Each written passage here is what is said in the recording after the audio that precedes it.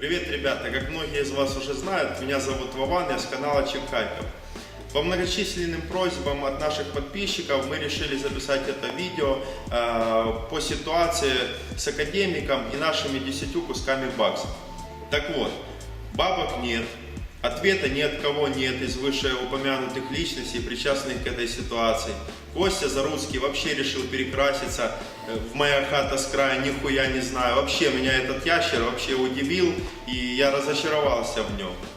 Пообещал 29 июля разрулить нашу ситуацию, и только 6 августа снизошел до упоминания нашей проблемы в контексте, что он денег не брал, и мы сами во всем виноваты. Короче, за наши же бабки нас и обвинил. После чего мы получили очередную волну хейта. Даже сам Жорик Ревазов соизволил нам написать коммент.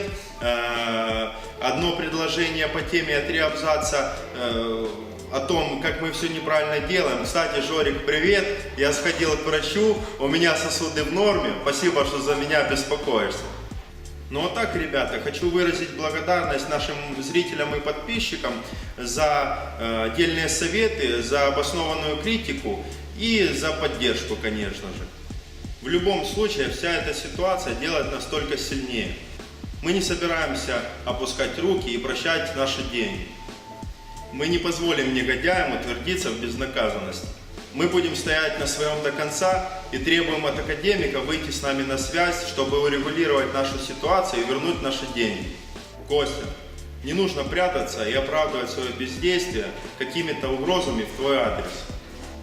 Напряжение растет, и много неравнодушных людей оказались на нашей стороне. Поэтому ты и получаешь столько неприятных для себя писем.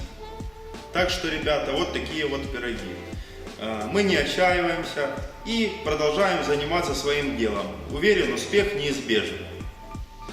Всем спасибо за внимание. Не скупитесь на лайки и на комменты. Поделитесь этим видео со своими друзьями, и вам обязательно повезет. До новых встреч на нашем канале.